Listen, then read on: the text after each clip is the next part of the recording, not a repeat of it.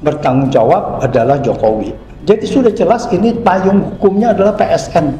PSN diberikan ditandatangani oleh Jokowi hanya melalui Perpres, dan ini juga terlihat melanggar undang-undang juga. Jadi pemberian kawasan ini melanggar undang-undang. Sejak periode 2020 sampai 2023, catatan ini didapat dari data impor Cina justru. Didapat impor ke Cina sejumlah 5,6 juta ton dengan nilai hampir mencapai 6 triliun rupiah. Ini terjadi ketika pemerintah memberlakukan pelarangan ekspor biji nikel sejak 1 Januari 2020. Ini adalah pencurian, perampokan terhadap kekayaan alam kita di Morowali. Saya bekas komandan Kodim, saya bekas komandan Korem, saya bekas Panglima Kodam.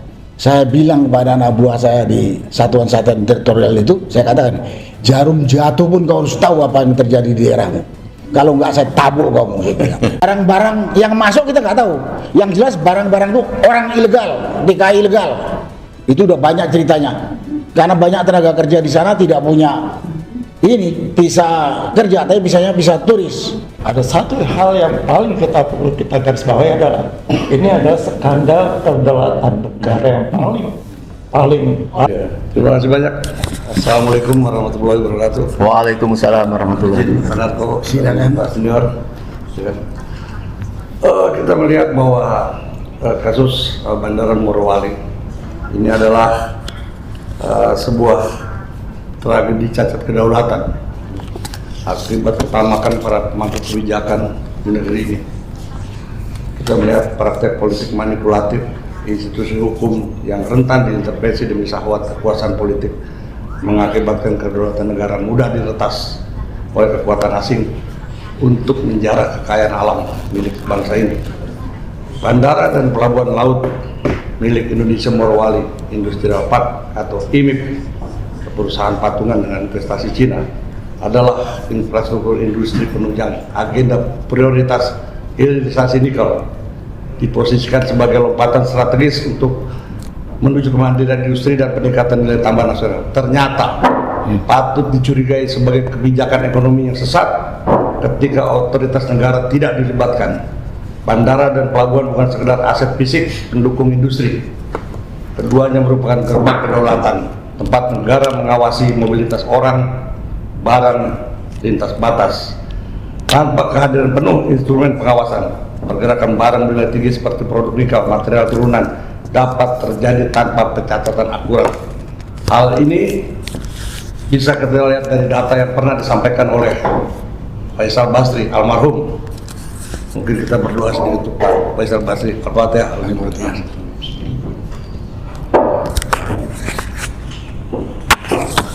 Di mana tercatat sejak periode 2020 sampai 2023, catatan ini didapat dari data impor Cina justru, yaitu General Custom Administration of China. Didapat impor ke Cina sejumlah 5,6 juta ton dengan nilai hampir mencapai 6 triliun rupiah. Ini terjadi ketika pemerintah memberlakukan pelarangan ekspor biji nikel sejak 1 Januari 2020. Ini adalah pencurian, perampokan terhadap kekayaan alam kita di Morowali. Sementara itu, Pak. Ya. Baik. Awal sudah sangat mengejutkan ya. Ternyata beliau melihat bahwa memang ini untuk pencurian alam ini berupa nikel dengan menyebutkan angka kurang lebih hampir 6 triliun. Tetapi mungkin lebih karena menyangkut dari angka-angka, mungkin Prof. Antoni dulu mau menyampaikan sesuatu sedikit kekhawatiran tentang Bandara Morowali digunakan apakah untuk mengangkut barang orang yang sangat membahayakan bagi negeri. Ya, terima kasih Om Lin. Jadi kita harus melihat IMIP ya, Indonesia Morowali Industrial Park. Ini kita harus melihat secara lebih luas.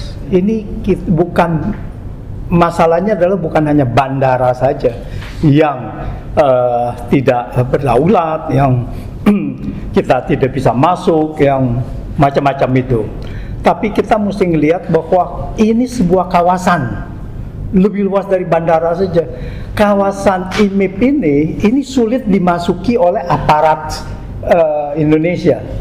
Kalau nggak salah ada beredar satu video yang gubernur mengatakan di sana gubernur sendiri tidak bisa masuk ke daerah-daerah itu gitu. Bukan ke bandara loh. Ini katanya kawasan privat. Ini kawasan khusus. Jadi tidak bisa masuk. Ini sudah menjelaskan kita bukan bicara negara dalam konteks domestik, tapi ini teritori yang lebih luas lagi, yaitu dengan alasan industrial park. Kalau industrial park ini tidak bisa kita masuki, lalu kemudian bagian-bagian di situ ada airport ya, bandara yang bagian dari situ, juga ada pelabuhan tadi yang dikatakan, ada juga bagian dari situ gitu. Nah, situ keluar masuk itu barang itu tanpa terkontrol. Itu. Nah. Jadi kita ingat pada tahun 2018 beredar juga video bahwa mantan Presiden Perdana Menteri Malaysia Mahathir itu mengatakan dia berada di luar satu properti di Malaysia yang dia bilang ini warga negara Malaysia tidak bisa masuk. Kalau nggak salah itu namanya Forest City, kalau nggak salah, ya Forest City gitu. Itu dia tidak bisa masuk. Begitu Mahathir menjadi Perdana Menteri lagi, lalu dia membatalkan itu. Dia bilang ini tidak boleh ada investasi yang eksklusif milik asing dan warga negara tidak boleh masuk. Jadi sama dia dibatalkan. Nah, ini yang harus kita contoh gitu.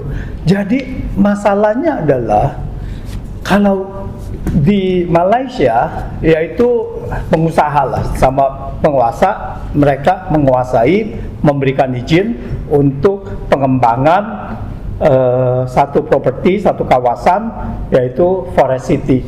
Sebetulnya di kita juga masih banyak lagi. Ada juga kawasan-kawasan real estate yang dikuasai di mana warga negara masuk mesti ada izin. Kalau tidak diizinkan tidak boleh gitu kan. Foto-foto aja tidak boleh gitu. Mau ngapain gitu? Foto nggak boleh katanya gitu ya. Nah itu adalah Jakarta Utara gitu. Iya, nah itu ya. Jadi ini luar biasa dan ini tidak boleh dibiarkan. Dan menurut saya Forest Garden ini tidak ada apa-apanya kalau kita bandingkan dengan IMIP, dengan Indonesia Morowali Industrial Park ini tidak ada apa-apanya. Kalau Forest City dia mengembangkan satu kawasan ya menjadi kawasan real estate apa segala, benar-benar ada investasi. Tapi kalau di sini ini sumber daya, ini nikel semua sumber daya diambil, lalu kemudian kita tidak tahu bahwa berapa banyak yang diambil lalu tanpa diberikan royalti atau apapun ke negara, kerugiannya berapa banyak, dan yang lebih parah adalah kerusakan lingkungan yang kita bisa prediksikan jangan-jangan nanti bisa seperti 3 provinsi yang sedang terlanda musibah ini, yaitu Aceh, Sumatera Utara, dan Sumatera Barat. Nah, ini kita mesti benar-benar momentum ini dengan ada momentum musibah di bencana di 3 provinsi ini Morowali harus segera dihentikan. Saya rasa itu. Ya, baik. Mungkin langsung ke Jenderal Mariono nih. Kalau Pak Muriono, maaf. Dari Pak Antoni tadi sudah menyebutkan ini jelas sebuah kawasan di mana disebutkan bahwa jangankan orang biasa, para pejabat pun tidak bisa masuk. Dan Pak Menhan ya, jelas mengatakan bahwa jangan ada sebuah negara dalam negara. Artinya ini kan sudah gawat itu. Bagaimana melihatnya Pak Muriono? Terima kasih, Pak Bim. Tadi disampaikan oleh Pak Rajasa dan Prof. Antoni Pak Antoni menyinggung masalah ekonomi, terutama ya, kerugian ekonomi, terus dampak lingkungan dan sebagainya. Dan Pak Rajasa tadi ada satu hal yang paling kita perlu kita garis bawahi adalah ini adalah skandal kedaulatan negara yang paling parah dalam sejarah Indonesia. Kita pantas kita itu mengecam, kita sangat prihatin. Saya agak heran kalau Menhan baru tahu. Heran, aneh. Ini sudah 6 tahun beroperasi. Saya dengar dari Prof. Antoni, gubernur aja tidak bisa masuk. Berarti kan gubernur tahu ada satu masalah kawasan yang tidak boleh masuk. Mesti kan dipermasalahkan. Ada Kodam, Pangdam, ada Kapolda dan apa-apa lainnya kan ada situ. Yang saya heran kenapa dia selama ini? Kenapa ketika Menhan mengadakan latihan di daerah sana baru tahu ada bandara ilegal di Morowali, di Ibib. Jadi kan bandara hantu kalau ilegal, tapi ternyata bukan bandara hantu, bukan bandara ilegal, bandara sudah punya izin. Ini kan keterlaluan. Ini betul-betul skandal kedaulatan yang pantas harus kita usut sampai tuntas. Dan Presiden mestinya Pak, Presiden itu ambil tindakan tegas, langsung sikat tutup bandara, terus audit. Masalahnya apa? Di sana ada WNA, TKA yang katanya cukup banyak, cukup besar dan lebih banyak dibandingkan penduduk domestik di sana. Katanya ya menurut informasi bahwa sedikit apapun banyak, tapi kan bahaya. Ya, negara lost sama sekali, tidak ada imigrasi, tidak ada bea cukai, ya, tidak ada unsur-unsur. Katanya polisi pun tidak ada, apalagi tentara nggak boleh masuk. Orang ajar itu. Kalau saya jadi Menhan, langsung saya tutup itu. Walaupun belum ada perintah presiden, harus berani itu Menhan. Jangan cuma negara dalam negara, terus nunggu lagi kita nggak tahu. Tidak tahu tindakan oleh pemerintah seperti apa. Ini kan memalukan, sangat-sangat memalukan. Ini kalau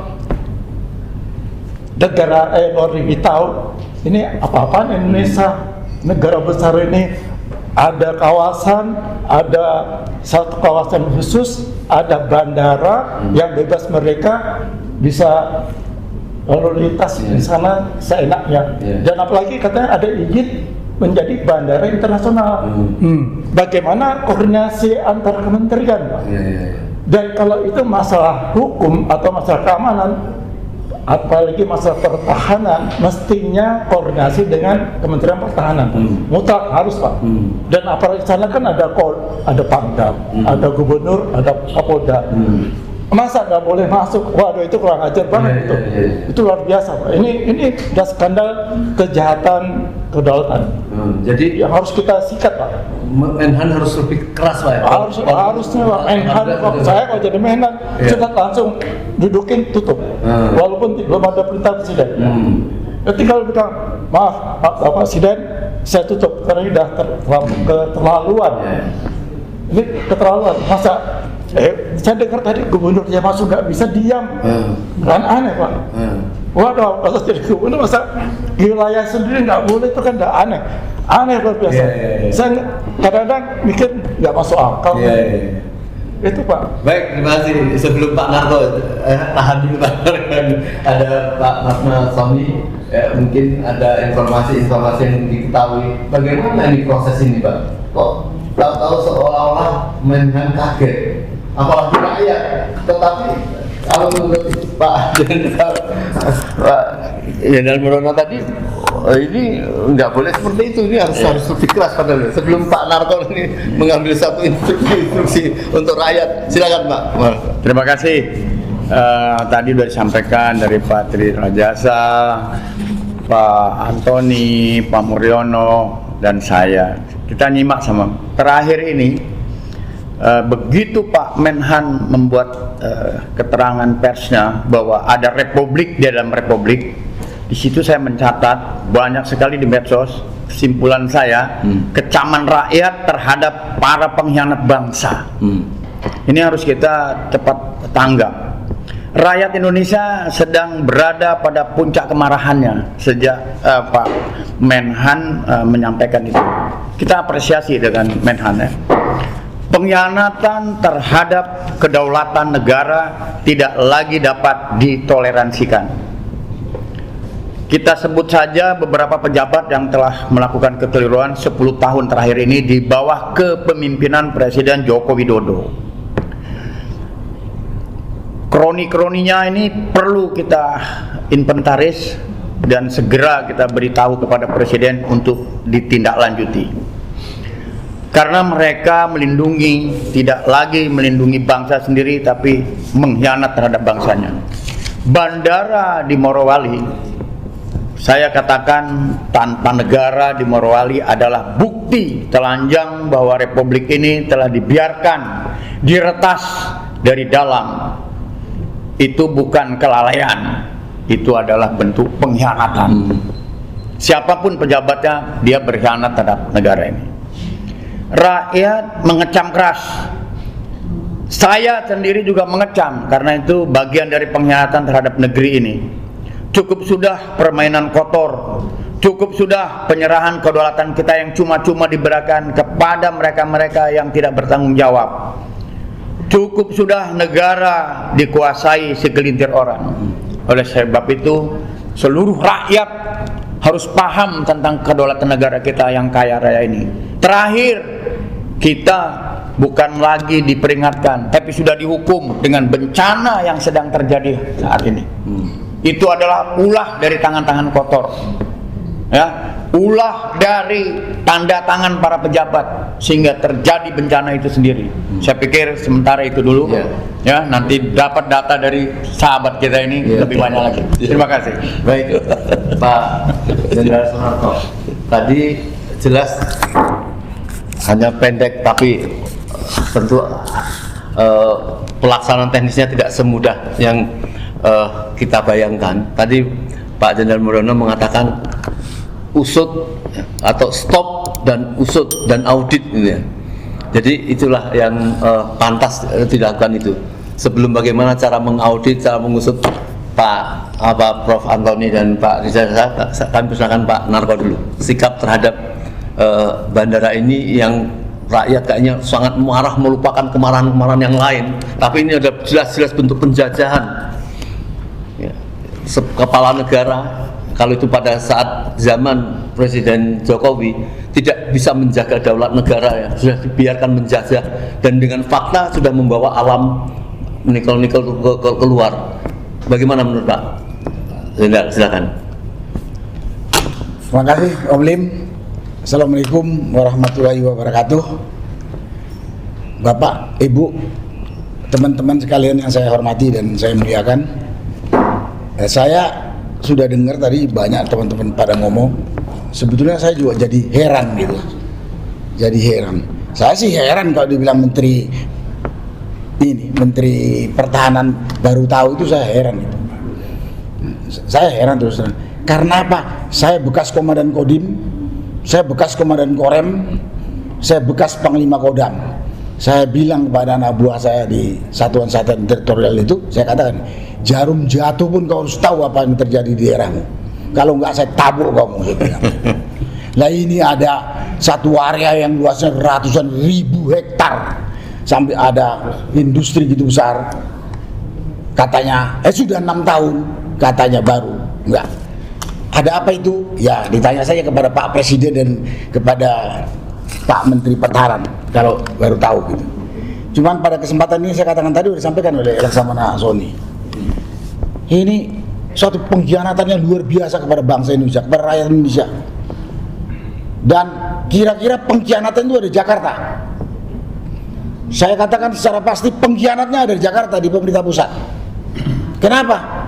Lah gubernur nggak bisa masuk, yang punya daerah. Berarti kan yang melarang orang masuk ke situ di atasnya gubernur gitu kan. Nggak mungkin bupati. Kalau bupati ngelarang gubernur pasti ditabuk sama gubernur gitu kan. Jadi saya akan pengkhianatan di Jakarta. Berarti kira-kira apa? Presiden dan pembantu-pembantunya. yang membuat kawasan ini menjadi satu negara tersendiri di dalam area Republik Indonesia. Saya katakan ini negara sendiri. Dia punya bandara, punya pelabuhan, bandaranya sempat berstatus internasional. Tapi di situ tidak ada aparat pemerintah Republik Indonesia. Itu kan yang ada ya itu. Apa? Karyawan atau orang-orang ini tadi. Jadi di daerah itu, itulah yang namanya mungkin apakah republik atau kerajaan IMIP. Punya bandara sendiri, boleh orang luar negeri melalui bandara yang ada, dan itu tercatat ada. Dan barang-barang yang masuk kita nggak tahu. Yang jelas barang-barang itu orang ilegal, TKI ilegal. Itu udah banyak ceritanya. Karena banyak tenaga kerja di sana tidak punya ini bisa kerja, tapi bisanya bisa turis. Tanpa visa kali Pak. Iya, mungkin ada yang tanpa visa. Belum lagi pelabuhan lautnya. Dari bandara itu aja bisa masuk, di samping orang secara tidak tercatat, barang itu bisa aja barang tidak berbahaya lah. Tapi bisa saja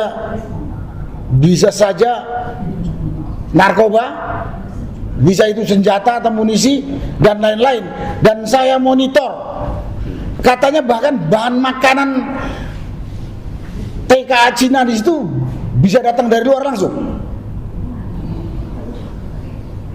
Berapa kerugian bangsa ini atau negara ini oleh yang membackingin adanya IMIP ini?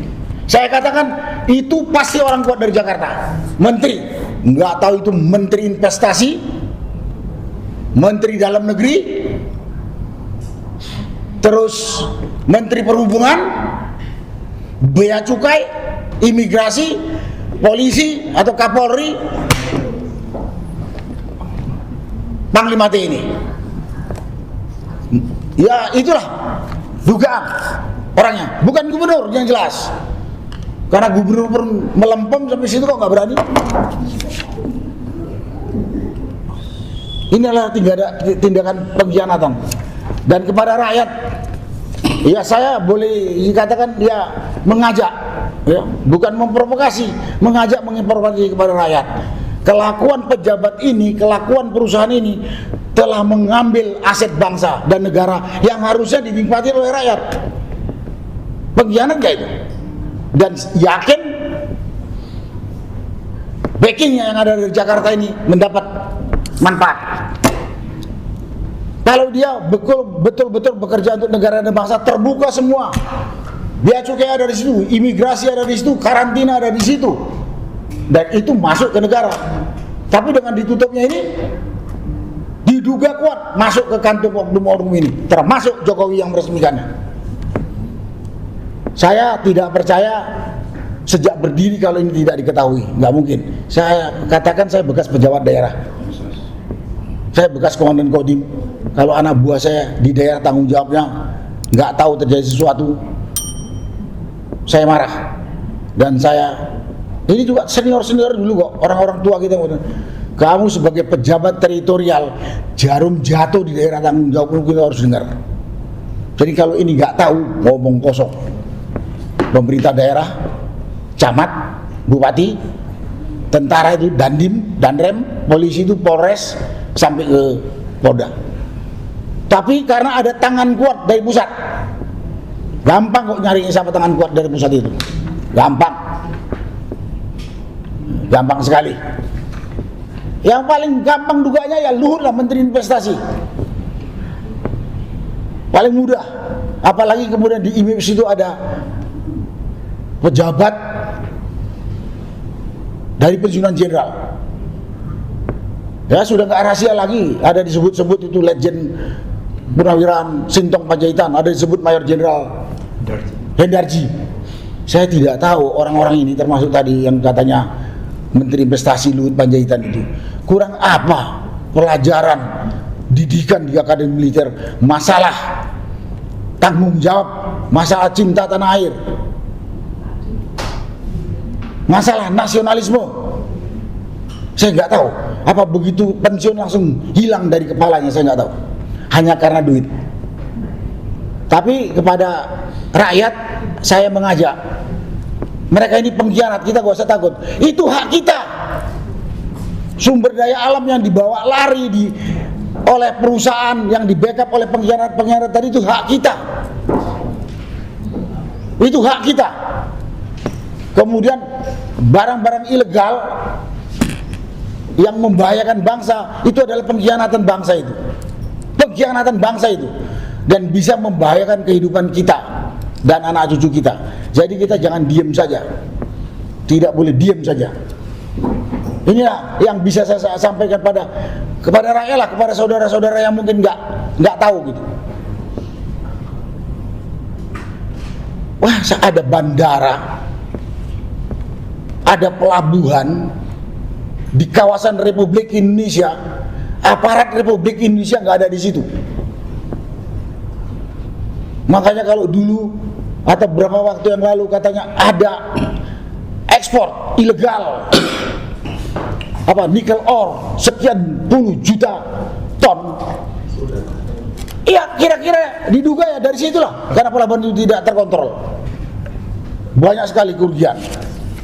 Yang harusnya ada pajak masuk ke negara, ada hak rakyat itu bukan hanya aset yang terjual keluar tuh, hak kerja rakyat pribumi lokal yang harusnya bisa kerja di situ diisi tenaga kerja asing dari Cina. Ini kan pengkhianatan. Rakyatnya masih banyak yang nganggur, lapangan pekerjaan susah, atau memasukkan tenaga kerja asing. Nah, banyak lagi. Kalau dengar hanya menyakitkan hati. Nah, karena itu pada kesempatan ini saya katakan, saya minta kepada Presiden Prabowo sebagai pemegang kekuasaan tertinggi ini, tak ada lagi tunda-tunda terhadap pengkhianat ini. Tidak ada lagi tunda-tunda. Kalau ini dibiarkan, calon-calon maling itu nanti akan berpikir, maling mencuri jadi pengkhianat, gak diapa-apain, jadi pengkhianat lagi. Karena peluang kita berikan. Kita tahu di negara-negara tertib hukum, pengkhianat, koruptor langsung hukum mati, nggak pakai. Tak ada itu di Cina, itu nggak ada banding. Di Korea Utara itu nggak ada banding. Begitu keputusan pengadilan hukum mati, ya udah mati. Ini kalau presiden, dalam hal ini Presiden Prabowo, menunda atau bersikap lemah lembut, besar kepala, Bapak hanya melindungi bajingan koruptor ini, tapi tidak sayang dengan rakyat Indonesia yang hampir sekian ratus juta. Dan itu juga potensial membangunkan calon-calon maling untuk meniru. Koruptor berkhianat itu hukumannya paling-paling dihimbau sajalah gitu. Jadi kesempatan ini saya sebagai rakyat meminta atau menuntut kepada pemerintahan Presiden Prabowo. Saya yakin masih banyak pembantu Bapak, menteri Bapak yang idealis untuk membangun bangsa ini. Tapi saya tahu juga di situ banyak pengkhianat, Pak. Banyak bajingan yang merugikan rakyat. Itu jangan Bapak tahan-tahan, Pak. Jangan Bapak kasih hati, Pak. Yang perlu dikasihani rakyat jelata yang hampir 300 juta ini, Pak. Jangan bajingan-bajingan itu. Wah, apalagi ngomong nggak ketentuan. Dan selalu saya masih baca ini, ada yang membuat pembenaran dengan bandara ini. Saya bilang, ya biasa kalau maling itu buat alasan. Dan yang paling saya tekan di sini adalah yang membuat kebijakan-kebijakan ini Presiden sebelum ini, Joko Widodo. Saya sebagai salah satu warga negara ini menuntut yang pertama ditindak, diadili Joko Widodo. Yang pertama ditindak, karena dialah yang membuat kebijakan-kebijakan konyol dan merugikan rakyat, hanya menguntungkan dia dan beberapa kelompok dan asing. Dan asing. Itu Pak yang saya sampaikan kepada Presiden. Saya tuntut ketegasan dan kecepatan. Bapak udah 1 tahun Pak, nggak usah takut Pak. Saya siap saya dengan rakyat siap backup Bapak. Gak usah takut sama bajingan pengkhianat ini. Gak usah takut, Pak. Udah menyakitkan. Jangan sampai rakyat malah ngamuk kepada Bapak. Kalau Bapak berteman sama bajingan kan kita ngecap juga Bapak ikut jadi bajingan. Jadi koruptor. Itu kan sudah sudah pernyataan itu ya, berteman sama bajingan berarti kita bajingan gitu. Berteman sama koruptor berarti kita juga bagian dari koruptor. Berteman dengan pengkhianat berarti kita juga bagian dari pengkhianat itu. Karena itu kepada Bapak Presiden Prabowo sebagai pemegang otoritas de jure Bapak punya, de facto juga Bapak punya.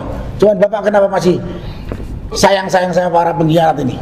Malah Bapak tidak sayang pada rakyat Indonesia yang 200 hampir 300 juta ini dijolimi, haknya habis, hak kerja saja, belum lagi hak aset yang terjual yang harusnya bisa dibagikan buat rakyat, cuma dinikmati para pengkhianat dan terbang ke negara asing dalam hal ini Cina yang jadi makmur.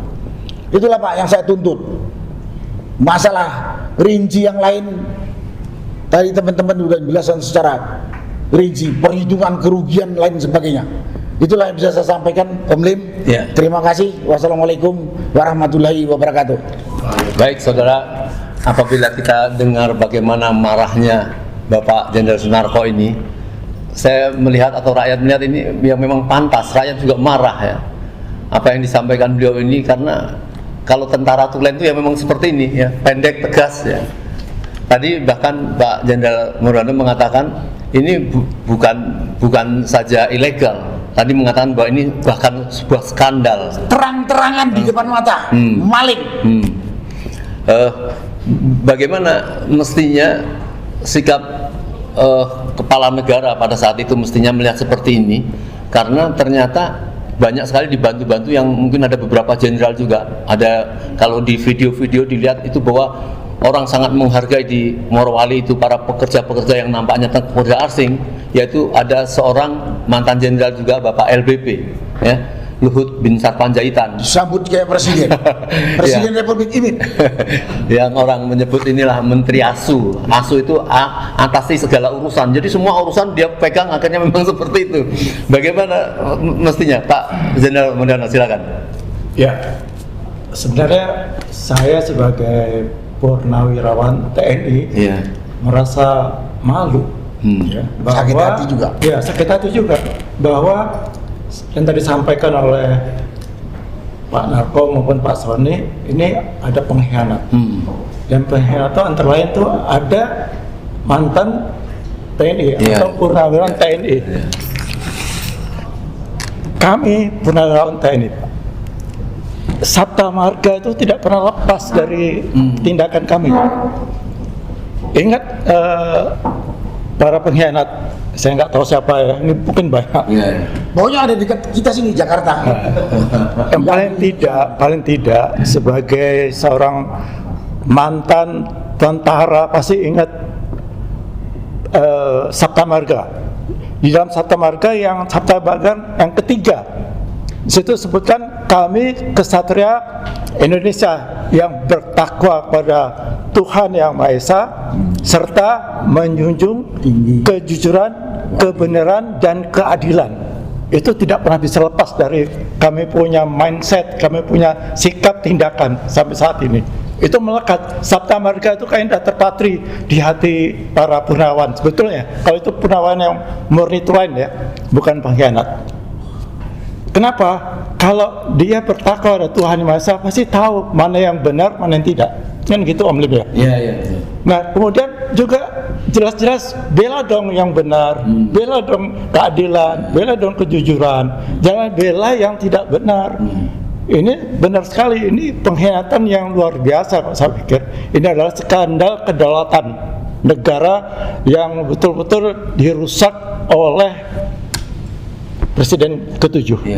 Ini kan dari awalnya kan kejadiannya kan dari Presiden ke-7 Jokowi. Jadi kita perlu usut. Kita perlu usut. Jadi kita jangan ragu-ragu kalau sekarang sudah ada tagar adili tangkap Jokowi. Saya kira itu udah pantas sekali. Karena ternyata banyak dosa-dosa dari Presiden ke-7 tersebut. Kami bersama teman-teman sudah mengumpulkan beberapa macam atau beberapa poin dosa yang dilakukan oleh eranya Jokowi. Mungkin ada 10 item, 10 besar. 10. Jadi ada hukum, ekonomi, ada tentang infrastruktur, keamanan dan sebagainya, dan masing-masing itu diuraikan lagi ada 10. Jadi kalau 10 kali 10 bisa 100. Itu antara lain loh, antara lain yang bisa kami himpun. Jadi dosanya luar biasa, merusak bangsa dan negara Indonesia, Pak. Kita tidak ada lain adalah kita tentunya berharap kepada pimpinan kita saat ini adalah Presiden Prabowo Subianto, yang kami sebenarnya masih punya harapan, punya asa agar negara kita ini bisa baik lagi, bisa mengatasi segala masalah-masalah diakibat dari perbuatan dari Presiden ke-7. Harapan masih ada. Tapi ya mohon Bapak Presiden dengarkan juga lah keluhan dari rakyat. Ini kan keluhan rakyat. Tadi benar yang disampaikan oleh Jenderal Narko. Yang tadi saya sudah bilang kan, ada aparat Kodam, ada aparat Pemda, ada aparat Polda Polisi. Yang tadi sampaikan malah pernah jadi Dandim, bahwa Dandim itu tahu di wilayahnya kalau ada jarum jatuh pun harus tahu anak buahnya. Ini bukan jarum nih, Om. Ini wilayah yang sangat besar dan wilayah yang semua orang tahu, ada di peta. Katanya kita canggih, kita punya peralatan, kan mesti ketahuan juga. Kalau ada satu kegiatan yang dilakukan di satu kawasan, pasti ketahuan. Yang kami sangat sesal kembali lagi adalah itulah adanya, kalau itu dikatakan itu adalah pengkhianat ya, itu kok ada yang dari purnawirawan TNI. Kami sangat malu hati, sangat menyesalkan itu bisa terjadi. Mestinya beliau-beliau itu mengingatkan, ya, mengingatkan kepada yang punya perusahaan, kalau mau mendirikan perusahaan, ya ikuti aturan. Aturan bernegara itu ada. Ini masa tidak ada otoritas negara di satu kawasan, itu kan nggak masuk akal. Maka dari awal saya katakan tidak masuk akal kalau tidak diketahui. Jadi Kemhan sampai tidak tahu tuh aneh. Apalagi Presiden masih yakin, apalagi Presiden waktu itu kan Menhan pada waktu Jokowi jadi Presiden. Jadi sekali lagi Om Lim, ini perlu kita usut tuntas, kita audit, karena masalahnya bukan hanya masalah ekonomi, bukan masalah lingkungan hidup ya, atau lingkungan, bukan masalah keamanan. Tadi yang Pak, masalah kedaulatan dan kehormatan bangsa. Ini masalah kehormatan negara, bangsa dan negara, kita harus kita junjung tinggi, kita harus tuntut lagi Om Lim, supaya kita bisa menjadi negara yang berdaulat. Ini kedaulatan kita bisa betul-betul dilanggar. Ya, itu tambahan saya. Baik, tahan dulu Pak Sri, saya yakin akan mengomentari dua jenderal ini sangat teliti, tapi saya ke Pak Prof Antoni dulu. Ini banyak tuntutan orang melihat secara adil, audit.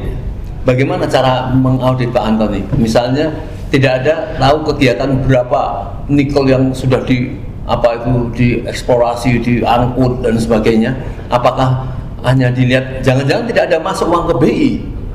Dan itu bagaimana mengauditnya? Kalau tidak mengaudit ya saya percaya pada dua jenderal kita tadi, memang harus ada sanksi ya pada kedisiplinan atau kepelanggaran seperti ini. Silakan Pak Prof. Ya, sebelum ke situ saya mau menyambung sedikit mengenai bahwa statement di mana Gubernur Sulawesi Tengah tidak boleh masuk.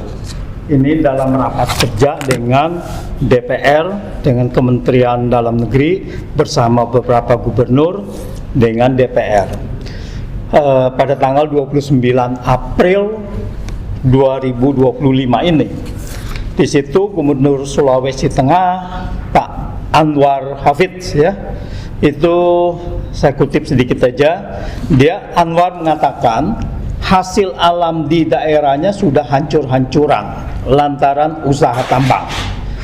Anwar menyebut nikel di Sulawesi Tengah habis lantaran tambang, maka wilayahnya hanya akan dikenal sebagai kota hantu. Negeri kami ini hancur-hancuran, Pak. Tambang di mana-mana, hancur-hancuran, Pak. Negeri kami itu. Hancuran itu saya tidak tahu, kalau nikelnya habis daerah itu mungkin daerah hantu katanya. Terus dia mengatakan begini, Om Lim, di mana persoalannya? Gubernur nggak bisa masuk, Pak. Para pengusaha ini bilang di kawasan industri spesial nggak boleh masuk. Jadi kawasan industri itu nggak bisa dia apa-apain, semua bebas, kendaraan bebas, di dalamnya mau ngapa-ngapain aja bebas. Jadi intinya adalah dengan status bahwa di situ kawasan industri, di mana yang lokal pemerintah daerah itu justru tidak bisa masuk gitu, karena ini dari pusat. Apa artinya? Artinya status ini adalah proyek strategis nasional. Di mana dengan status proyek strategis nasional, daerah pun tidak bisa jadi melihat atau tidak bisa memeriksa itu semua keadaan yang proyek di situ gitu. Jadi kedaulatan daerah itu sudah direbut oleh pusat dan diberikan kepada si pengelola. Pertanyaannya adalah siapa pengelola itu? Pengelola itu adalah pemilik dari IMIP Industrial Park ini terbesar 49,69% adalah Xinghan Group dari China, jadi asing di sini. Terus kemudian ada pemilik yang lain yaitu PT Indonesia Xinghan Steel Company. Ya, itu juga joint venture, berarti dia menguasai lebih dari 50%. Berarti ini sudah bukan industrial park yang normal kita lihat, yang diberikan kepada bangsa Indonesia, kepada pengusaha Indonesia. Ini adalah sudah pengusaha asing, sudah diberikan kepada pengusaha asing, di mana dikelola oleh mereka, pengusaha asing. Nah ini, jadi kalau udah begitu ya jelas bahwa di mana gubernur nggak bisa masuk, itu berarti ya sudah kita tidak ada kedaulatan di situ. Nah ini jadi diusutnya harus lebih besar dari itu. Saya sepakat dengan Pak Sunarko bahwa ini yang bertanggung jawab adalah Jokowi. Jadi sudah jelas ini payung hukumnya adalah PSN. PSN diberikan ditandatangani oleh Jokowi hanya melalui Perpres, dan ini juga terlihat melanggar undang-undang juga. Jadi pemberian kawasan ini melanggar undang-undang, ya, udah melanggar undang-undang, lalu melanggar juga undang-undang yang lainnya, teritori dan sebagainya, kedaulatan negara dan sebagainya gitu. Jadi ya memang ini harus dimintakan pertanggungjawabannya. Ini adalah bukan hanya sebagai apakah ini diresmikan dulu oleh Jokowi, tapi kawasan ini secara keseluruhan ini yang harus diusut. Nah, berapa itu? Ya. Proses mitra atau katakanlah kerja ini itu memang tawaran dari katakanlah negara atau proyek presiden, atau memang permintaan dari investor yang melakukan itu, Pak? Kalau saya lihat ini adalah sudah kolaborasi, sudah terjadi persekongkolan, di mana payung hukum untuk ini yaitu bahwa Indonesia melarang ekspor biji nikel. Itu dulu. Lalu kemudian digugat oleh beberapa negara OECD di WTO. Kalah kita karena trade barrier tidak boleh melarang secara kuantitatif, secara ini bolehnya dengan tarif. Ini kita melarang dengan itu, mereka lalu Anda tidak boleh, lalu yang tidak bisa ekspor biji nikel, lalu kemudian smelter dikuasai oleh China, ya kita tahulah pasti berarti ke sana kan. Nah itu satu. Yang kedua, ini diberikan 25 tahun tax holidays. Ini sudah jelas ini merugikan keuangan negara ini. Tax holidays. Nikel kita di mana kita cuman 25 tahun. 25 tahun. Buka warung itu tiap hari, mencari pajak. Ini dia. Jadi di sini udah jelas bahwa ini kerugian keuangan negaranya benar. Karena apa? Ini bukannya dia membawa knowledge di sini bahwa kita memerlukan memberikan tax holidays. Kita memberikan tax holidays lalu dengan nikel kita sumber daya dihabisin, lalu kemudian dengan pekerja-pekerja kebanyakan dari mereka gimana ini? Ini sangat tidak masuk akal dan ini jelas-jelas merugikan negara ini. Merampas Ini hak adalah kerja. merampas hak kerja, merampas sumber daya, merampas APBN, semuanya dapat. Jadi ini benar-benar tidak bisa, ini kejahatan luar biasa. Ya. Meminjam kata-kata dari Jenderal Muriono. Iya, Itu baik. sangat luar biasa. Baik, kepada Pak Sri ya, mungkin ditutup dari Pak Sri maksudnya.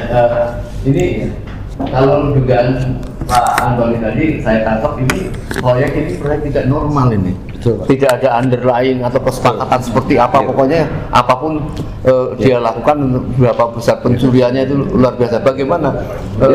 Saya paham bahwa rakyat itu mengapa menjadi marah kemudian tangkap dan adili Jokowi karena dia tidak bisa menangkap secara detail, tetapi tahu kurang ajarnya ini. Silakan Pak. Ya, terima kasih Pak. Ya. Ini semua kan berawal dari ambisi kita untuk melakukan hilirisasi ya. Tapi kita sadar bahwa teknologi penuhnya Enggak, hilirisasi. ambisi kita, ambisi Jokowi. Iya, Jokowi Pak. Jokowi Dodo Pak. Ya. Nah, masih tergantung asing. Ya. Sementara investasi selalu mengedepankan proses perizinan. Kita tahu bagaimana proses perizinan itu bisa terjadi di negeri ini. Selalu hasil mediasi dari relasi kekuasaan. Sehingga selalu mengabaikan pendekatan konstitusional. Maka kehadiran investor raksasa tidak sekedar sebagai mitra, tapi menjadi predator pemangsa sumber kekayaan alam negara kita. Ya. Nah, sekarang kita buktikan Pak, ya kan? Apa yang dikatakan penarko pengkhianat, apa yang dikatakan bahwa Bapak kita tadi, ya kan? Pengkhianatan. Bagaimana tidak? Kita tidak melihat IMIP itu hanya dari sisi bandara, tapi ada pelabuhan besar di sana Pak. Nah, oleh karenanya, bagaimana terjadi ekspor ilegal besar-besaran dari Indonesia ke Cina, termasuk biji nikel Pak ya. Seperti yang dikatakan oleh Faisal Basri almarhum. Tahun 2020, 2022, 21, 23 itu mencapai 5,6 juta ton. Atau sekitar 6 triliun rupiah. Data itu kita ambil dari General Council Administration of China. Di Indonesia nggak ada, karena apa? Pemerintah pada saat itu melarang ekspor biji nikel sejak 1 Januari 2020. Ini masa Jokowi Pak. Kemudian kita lihat bagaimana Pak Prabowo harus bertanggung jawab juga terhadap kasus ekspor nikel kita ke Cina yang selisihnya mencapai 620,6 miliar dolar hanya pada Januari sampai September 2025. Ini kan harus dipertanggungjawabkan. Jadi ketika Pak Sapri mengatakan Morowali atau IMIP adalah bandara ilegal, harus dilanjutkan dengan penegakan hukum, termasuk pertanggungjawaban Pak Prabowo, karena pada masanya juga terjadi, ya kan, ekspor ilegal sehingga terjadi selisih 620,6 miliar dolar pada periode Januari sampai September 2025. Nah, kemudian Bandara IMIP berdasarkan catatan Direktorat Jenderal Perhubungan Udara tahun 2024 itu melayani lebih dari 51.000 penumpang per tahun. Sehingga 20.000 tenaga kerja Cina di IMIP 90% tidak memiliki paspor. Bukan hanya tidak memiliki visa, tidak memiliki paspor, ya kan? Artinya apa? Bandara ini harus bertanggung jawab terhadap masuknya tenaga kerja ilegal. Kemudian pelabuhan ini juga bertanggung jawab terhadap ekspor ilegal yang merugikan bangsa ini terus-menerus. Inilah celah kedaulatan yang terbuka, ya, yang kemudian dieksploitasi oleh penyelenggara negara sendiri untuk keuntungan mereka sendiri. Ya. Jadi persoalan TK ilegal, ekspor nikel ilegal bukan sekedar spekulasi, tapi fakta bahwa kedaulatan kedaulatan kita sudah dikoyak-koyak. Itu saja, Pak. Ya, terima kasih Pak.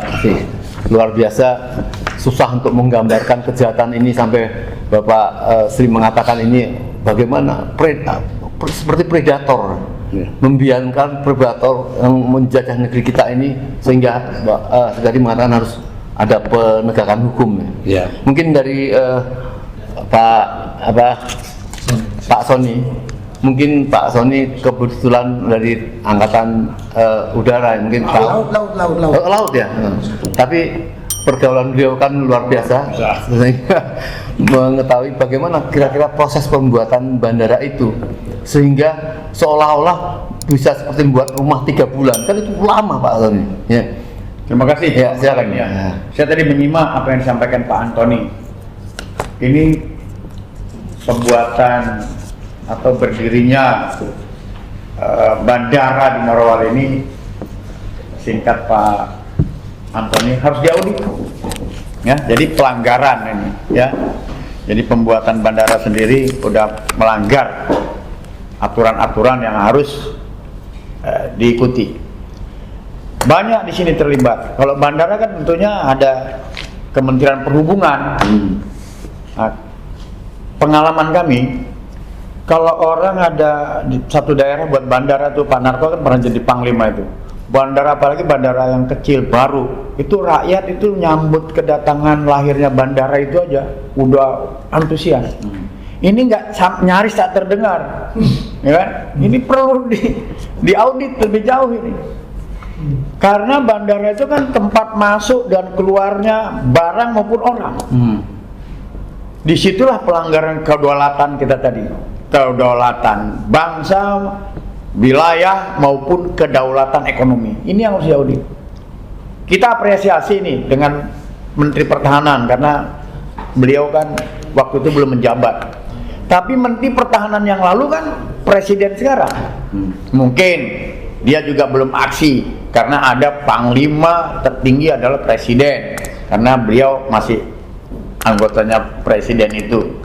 Oleh sebab itu yang ke depan ini rakyat berhak ini mengaudit bandara ini, karena ini membahayakan kedaulatan negara. Bukan dari sisi adanya, karena di samping bandara udara juga ada pelabuhan laut. Itu udah sejalan itu. Nggak mungkin itu nikel dibawa pakai pesawat udara. Pasti tongkang. Tongkang harus ada GT pelabuhan gitu. Nggak mungkin sendiri. Nah, jadi keterlibatan ini mungkin kalau di situ ada pertahanan, pasti ada pertahanan darat, pertahanan udara, pertahanan laut. Nah, ini dikumpulkan. Siapa panglimanya pada waktu itu? Itu yang harus diaudit. Kan jauh melebar kemana-mana. Oleh sebab itu, segeralah ini bertindak sebelum alam menghukum kita. Ini perusakan alam juga. Segitu. Apa yang disampaikan Pak Antoni tadi sangat benar. Audit ekonomi, berapa banyak yang dibawa itu nikel ke negara sana. Sementara kita nikmatin nikel itu, apa yang kita nikmatin dari nikel itu? Mobil listrik kok heboh, buat susah kita juga. Ya kan? Mobil listrik yang ada, motor-motor listrik itu masuk ke kampung-kampung. Ayo cek itu di daerah Banten, saya kan tinggal di Banten. Masuk ke kampung-kampung, ke desa-desa Pak Antoni. Hanya untuk beri mobil listrik, jual tanah itu.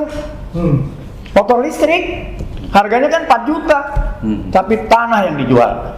Jadi kedaulatan yang dirusak begitu jauh. Saya pikir ini aja. Ya. Terima kasih. Terakhir Pak Narko, banyak kita mendengar bahwa seolah Bapak Presiden ini kok tidak terlalu berani terhadap Jokowi. Padahal temuan-temuan kejahatan ini terus berjalan sampai sekarang yang besar-besar. Jangan-jangan besok ada lagi. Dan tentu concern Bapak Jokowi ini bagaimana agar Prabowo tetap melindungi dia. Yang tidak tahu ini banyak pendukung-pendukung yang padahal sudah tidak akan mau menjadi wakil, menjadi presiden lagi. Pendukung-pendukungnya ini masih eksis dan masih solid. Luar biasa. Bagaimana untuk menyelesaikan ini, untuk menyelamatkan bangsa ini Pak Narko? Kalau Pak Prabowo ternyata masih ada takut-takutnya sama Pak Jokowi itu untuk ditegakkan hukum, pada rakyat itu minta tegakkan hukum. Silakan Pak Prabowo. Terima kasih Om Lim, jawabnya susah nih. Yang bisa dapat jawaban, kalau mau mendapatkan jawaban pasti langsung nanya sama Pak Prabowo. Tapi kepada Pak Prabowo, saya mungkin menyampaikan, Pak Prabowo sebagai presiden diamatin oleh seluruh rakyat Indonesia yang hampir 300 juta ini. Jadi Bapak tidak usah takut dan Bapak nggak usah bohongin rakyat. Ketahuan kalau Presiden Prabowo ini masih ada takutnya sama Jokowi ini, biar Prabowo pernah ngomong, saya tidak takut, mulut ngomong gitu. Tapi kita kan lihat kalau Pak Prabowo itu masih bermesraan dengan Jokowi, dan Pak Prabowo mengatakan Jokowi itu hopeng saya, oh itu teman akrab. Pak, Bapak itu menyakiti hati rakyat Indonesia. Karena saya katakan mayoritas rakyat Indonesia pingin Jokowi itu ditangkap dan diadili. Kalau Bapak mengatakan dia hopengnya, berat kita. Walaupun Bapak nggak dikendalikan, Bapak nggak usah bohongin rakyat lah gitu aja. Tahu. Dan kita nggak usah buka, nggak usah reka-reka kenapa sih Bapak takut gitu. Nggak usah rakyat atau saya lah mereka-reka kenapa sih Presiden Prabowo takut sama Jokowi. Tapi yang jelas yang perlu kami ingatkan kepada Bapak de facto Presiden Republik Indonesia yang memegang semua otoritas pemerintah dan kekuatan. Nggak usah takut menegakkan kebenaran, menegakkan hak rakyat. Itu nggak usah izin. Bapak nggak usah merasa utang budi sama maling, bajingan Jokowi. Utang budi kok sama maling juga bangsat ini. Utang budi sama rakyat lah. Itu yang bisa kami sampaikan. Sama juga Bapak udah menghina rakyat dengan punya wakil yang melanggar hukum dan tolol itu, Gibran. Jadi selama Pak Prabowo masih bermesraan dengan Jokowi, masih bermesraan dengan Gibran, berat Bapak di mata rakyat. Ini manusia-manusia yang telah merusak bangsa dan mempermalukan bangsa Indonesia. Karena itu ukurannya rakyat cuma itu aja, ngelihat Bapak berani tegas. Kan nggak perlu tanya lagi apa sih dosa Jokowi atau dosa Gibran. Bapak tinggal panggil lawyer tuh saat gudang salahnya gitu. Itu yang mungkin pada kesempatan ini saya sampaikan kepada Pak Prabowo. Bapak nggak usah takut bahwa the euro de facto dunia tahu kok. Presiden Republik Indonesia yang full power. Kenapa Bapak takut? Itu pertama, Om Lim yang saya sampaikan. Yang kedua, kasus IMIP ini ada perusakan lingkungan.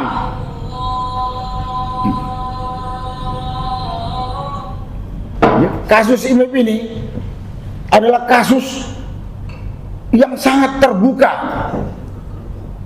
pengkhianatan atau penghinaan terhadap kedaulatan negara kesatuan Republik Indonesia. Perusakan lingkungan besar-besaran, pencurian sumber daya alam besar-besaran, pengambilan atau perampasan hak hidup rakyat dengan memasukkan tenaga kerja asing. Jadi udah kasat mata ini Pak, nggak usah ditipu-tipu lagi rakyat, nggak usah sungkan-sungkan lagi Bapak. Kalau Bapak nggak cepat ngambil tindakan, ya tadi Bapak nggak usah kaget kalau rakyat marah. Dan saya juga mengatakan kalau Bapak tidak ngambil tindakan ini, berarti Bapak temannya bajingan-bajingan yang telah merusak negara kesatuan Republik Indonesia dengan kasus IMIP ini. Ini kasat mata terang-terangan penghinaan,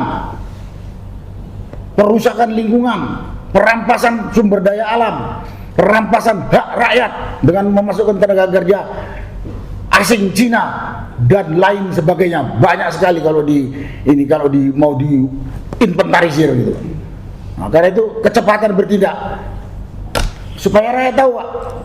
Dan saya juga berharap kepada saudara-saudara sebangsa dan setanah air, kita ini sudah sangat dirugikan oleh kasus IMIP ini. Rakyat sudah dirugikan bener. Jangan diem aja.